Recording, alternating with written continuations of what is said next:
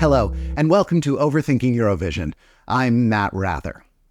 Prior to 1999, the United Kingdom finished the grand final outside the top 10 only twice. But since then, it's only made the top 10 3 times. Our theory is that the solar eclipse of August 1999 somehow realigned the magnetic forces of Stonehenge, thus ruining England's Eurovision mojo. But they aren't the only nation that's struggled recently. Germany has finished dead last 4 times in the past 8 contests. And this got us thinking, what are the biggest losing streaks in Eurovision history? And what are the most impressive winning streaks? So we did a little data analysis. And by a little, I mean that producer Matt Belinkie went a little crazy. Here he is.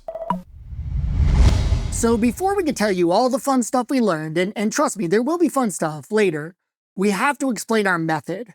Because in order to compare results across the decades, we needed to invent a formula that took into account the semifinals, the changing number of participants, and the Big Five system.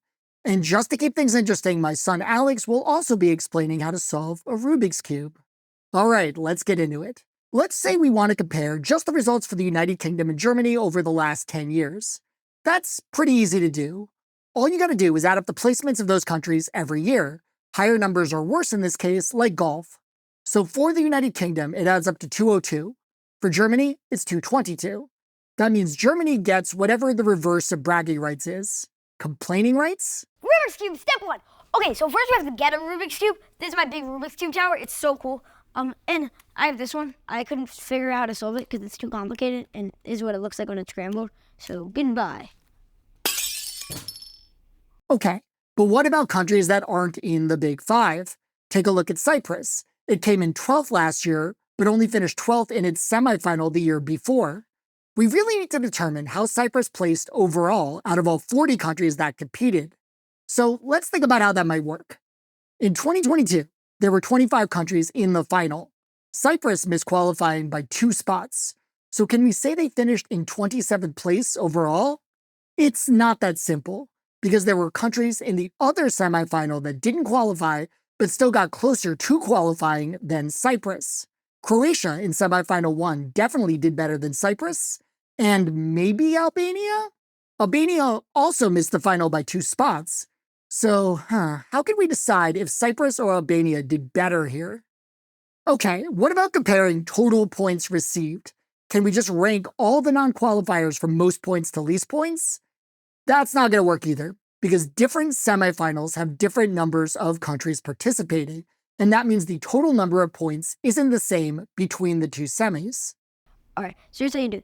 So you move this thing here and this thing here. Sorry if it's hard to do, because, it's hard to do, so, whatever. Now, you might think the number of countries voting in a semifinal doesn't matter.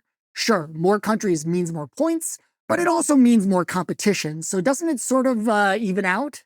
But consider a hypothetical.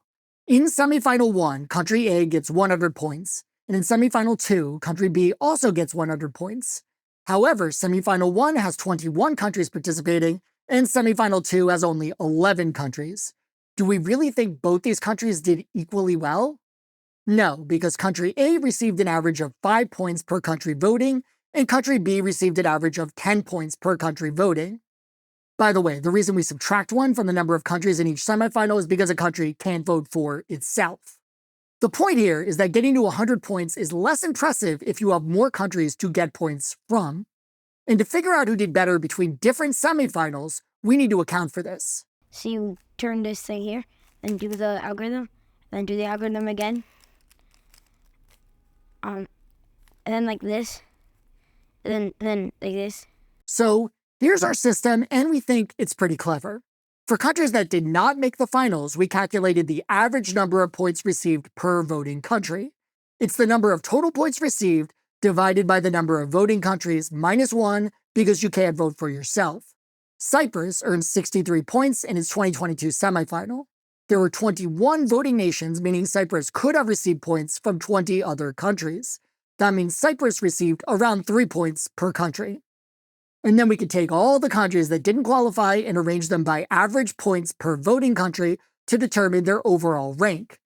By this system, Cyprus finished 29th out of 40 countries. It actually finished behind Albania, even though Albania also finished 12th in its semifinal and actually received less points than Cyprus. How did Albania beat Cyprus with less points? Because semifinal 1 had 19 voting nations and semifinal 2 had 21 voting nations. Albania got less total points, but more points per voting nation. Right here, it's matched up. And do the algorithm again with that thing facing over there. Oh my god, it's soft! Oh my god! Okay, just in case there are still a few viewers whose eyes haven't completely glazed over yet, let's make things even more complicated. Because just looking at the place a country finishes doesn't actually tell us much. In 1960, Luxembourg placed 13th. In 1990, Luxembourg placed 13th again. So that means Luxembourg did equally well in 1960 and 1990, right? Not quite.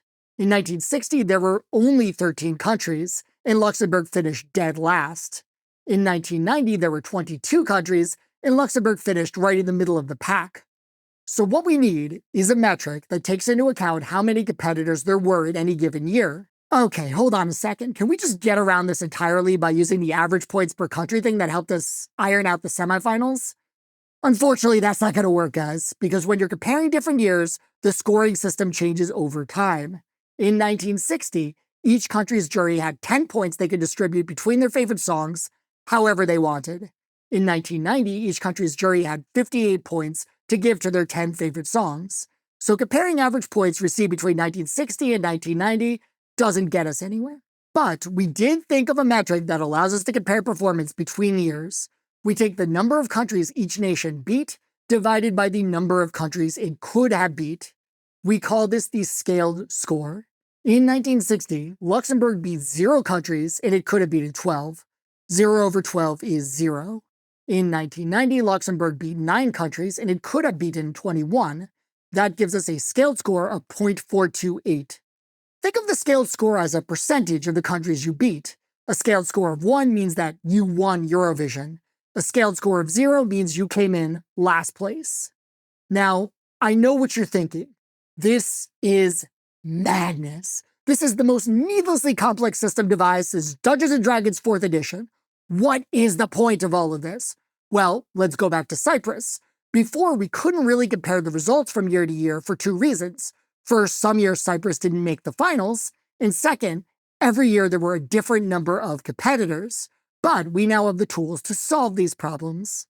By using average points per country, we can convert those semifinal results to an overall ranking, and then we could take those rankings and turn them into scaled scores, which adjust for the number of competitors changing over time.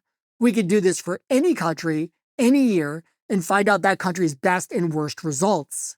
By the way, you might be wondering, why don't we just calculate average points per country for the year that Cyprus was in the finals? Wouldn't it be fairer to always use the same system? Well, we could, but it wouldn't matter. Average points per country for the nations in the finals would just be the order that they finished in. The reason we use average points per country is to compare the results between the 2 semifinals, which is a necessary step on the way to getting the scaled score for those years, which is what we're really after. These are the best chocolates because Mr. Beast made them. This one, pretty good. Almonds are mid. This one, very crunchy. And it tastes like rice because it is rice. Okay, finally, we are ready to analyze this data. Just kidding, we still have one more problem to solve. How do we deal with the Big Five? Let's see if the scaled score formula works for countries that skip the semifinals. In 2021, the UK finished 26th place in the finals. There were 39 nations competing that year. So does that mean that the UK beat 13 countries?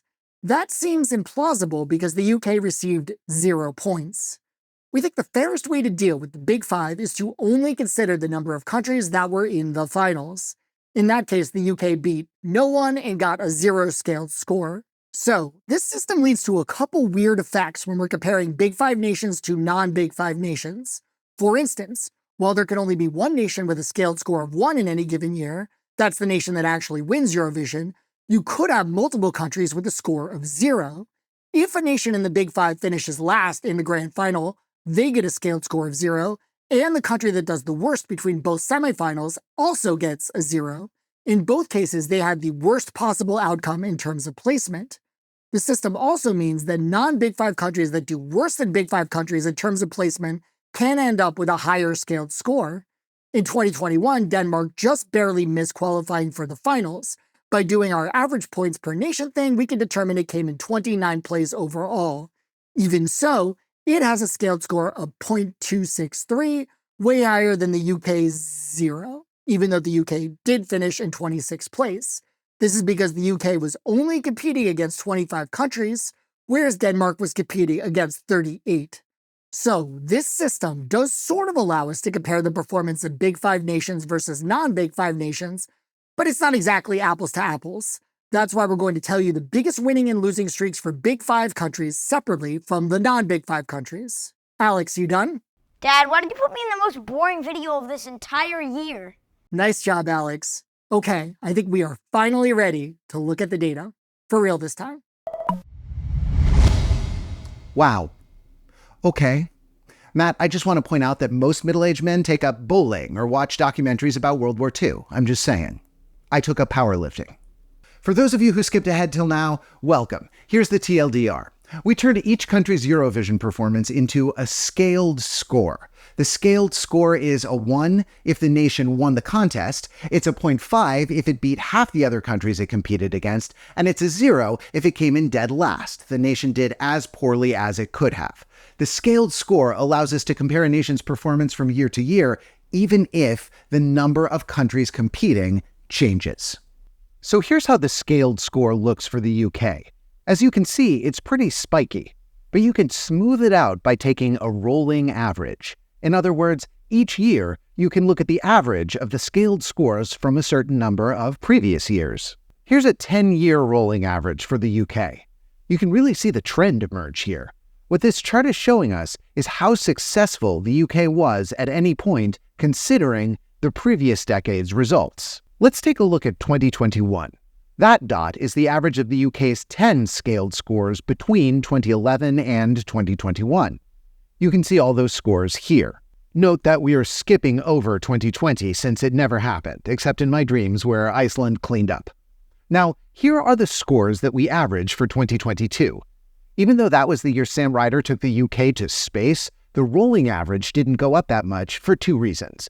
First off, 8 of the 10 numbers we are averaging are the same as 2021. And secondly, the score from 2011 that fell off the average was a pretty decent 11th place finish. So subtracting that and adding a second place finish definitely brings the average up, but not as much as you might expect. The point of the rolling average is to take data that looks chaotic on a small scale and reveal larger trends over time. In other words, hot streaks and cold streaks. Okay, let's go ahead and add the rest of the Big Five nations. Since this is a rolling average, the rightmost data point represents the average of the most recent 10 years of results. In this case, that's the years 2013 to 2023, since there wasn't a contest in 2020. It turns out that among those 5 nations, Germany not only has the deepest losing streak over the past 10 years, it's actually the deepest losing streak ever for any of the Big Five nations. You can see that none of these lines has ever gone lower than Germany is now.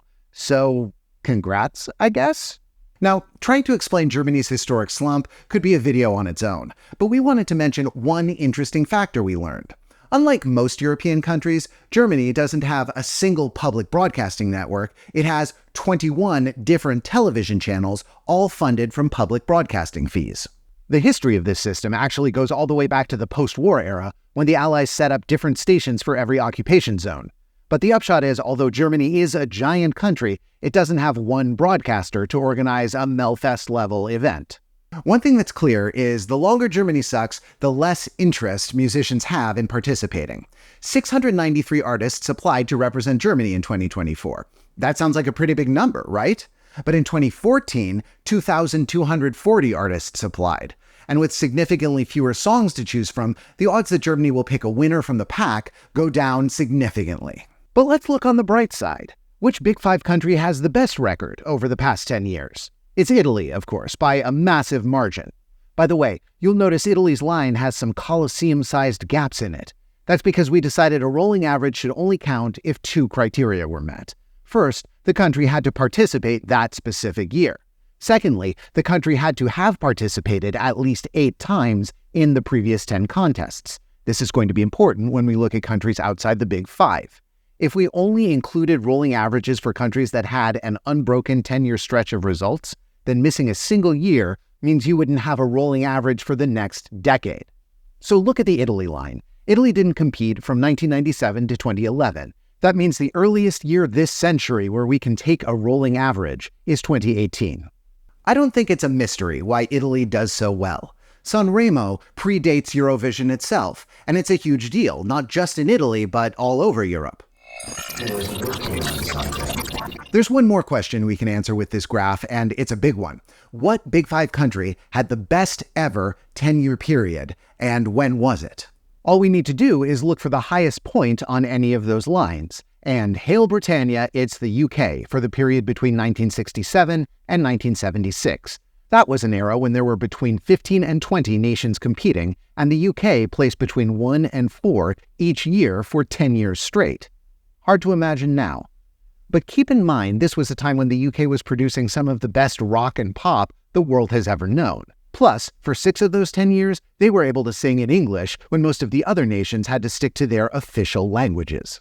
Okay, now let's compare the performance of every Eurovision nation, starting out by looking at 2013 to 2023.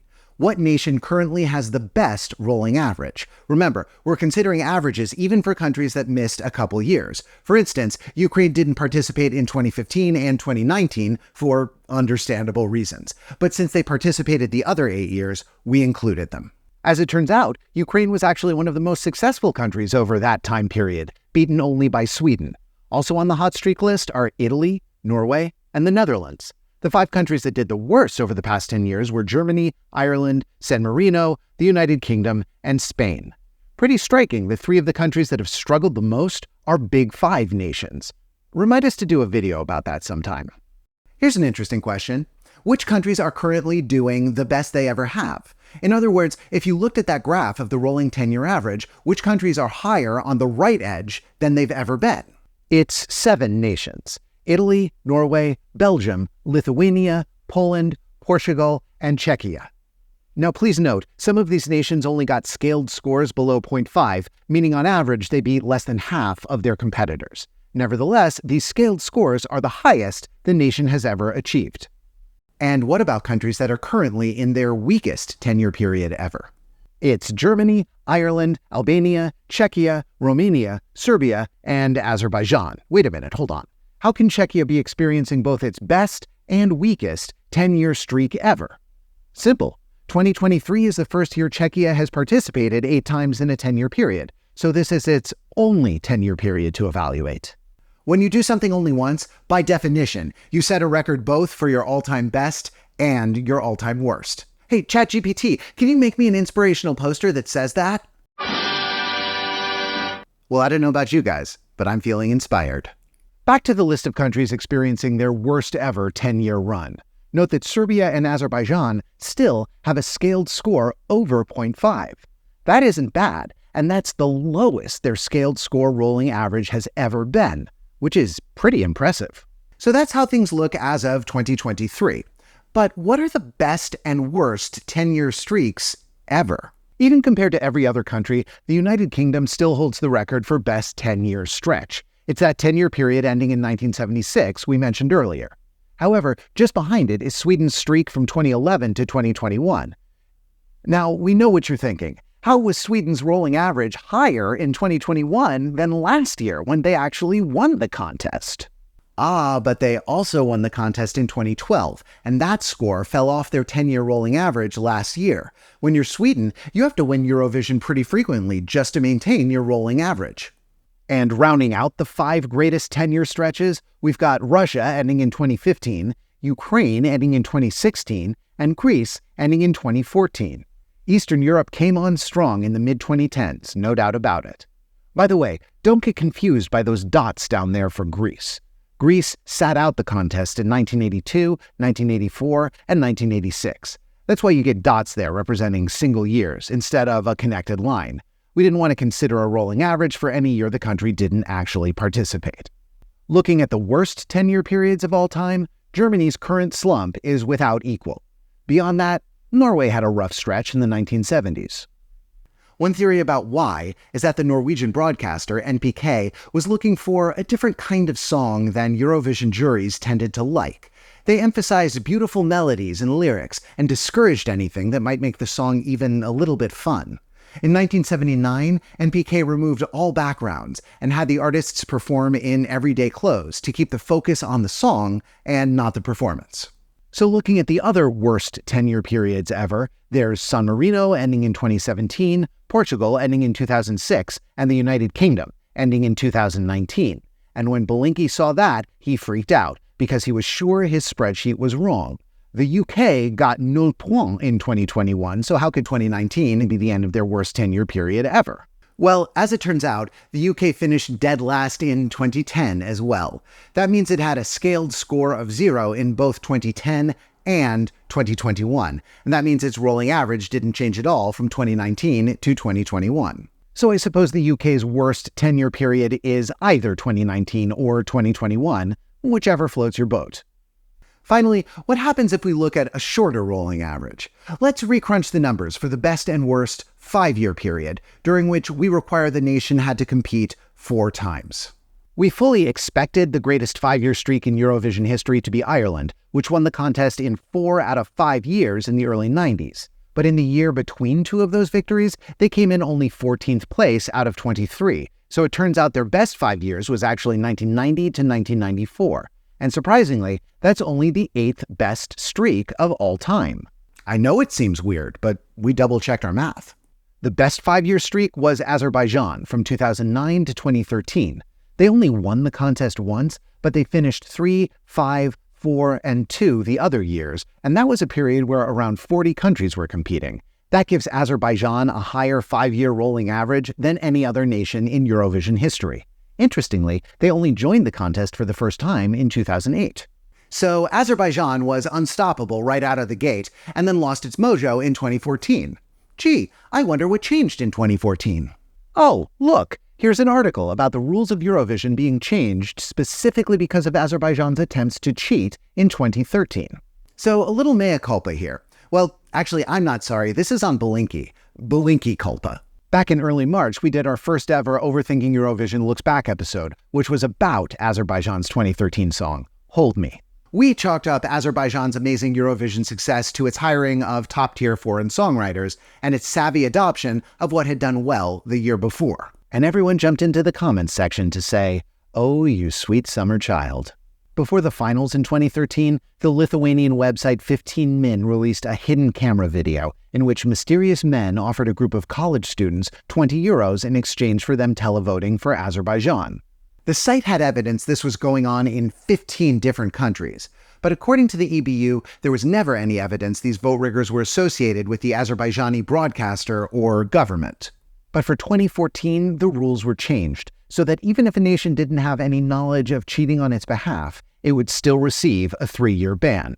Okay, sure, someone tried to buy televotes for Azerbaijan, but how much could that really have impacted the results? If you were really serious about cheating, you'd have to bribe the jury members too, and there is no way, whoops, never mind. In September 2013, newspapers reported allegations that Azerbaijan was offering members of foreign juries, quote, enough money to live off for a year, if they gave Hold Me a warm embrace. In response, the EBU made the names of jury members public for the first time in 2014, and they brought in the accounting firm of PricewaterhouseCoopers to oversee the voting. No one was sure how much the attempted cheating actually influenced the results in 2013, and as far as we can tell, there was never any evidence that Azerbaijan cheated before that. But this line plummeting seems like pretty good circumstantial evidence to us. Between 2009 and 2013, Azerbaijan's scaled score was 0.95. Then, the EBU implemented its anti-cheating rule changes. Between 2014 and 2018, Azerbaijan's scaled score was 0.55. Looking at the rest of the graph for the best 5-year periods, we have the United Kingdom ending 1971, Russia 2016, Sweden 2018, and a real blast from the past, France, from 1957 to 1962. And finally, believe it or not, we have some good news for Germany. You guys are not on the graph of the worst 5-year period in Eurovision history. Yes, Germany has absolutely bombed 4 years in a row, but in 2018 they came in 4th, and Michael Schulte's trauma about his dead dad is single-handedly keeping Germany out of the basement. At least for 1 more year. The very worst 5-year period any country has had ever was Latvia, 2009 to 2013. They didn't finish better than 37th place any of those years. 3 of those 5 years, they were dead last in their semifinal. The other 4 countries on this graph of sadness are Montenegro from 2022, Norway from 1978, Spain from 2021, and Belgium from 2009. So basically, here's what we've learned. The UK had an amazing run in the 60s and 70s that may never be equaled again, even by Sweden. And in terms of sheer embarrassing failure, Germany is lowering the bar with every passing year. Sorry, guys. If you want to play with the data yourself, you can check out the description for a link to our spreadsheet. Each country has 3 columns. The first column is its place that year. The second column is its scaled score that year from 0 to 1. And the third column is the rolling average, which you can control by changing the numbers in row 72. You can indicate how long a time period you want to average and how many of the years in that period a country needs to participate for it to be considered. Row 73 lists each country's current average score over the number of years you indicate.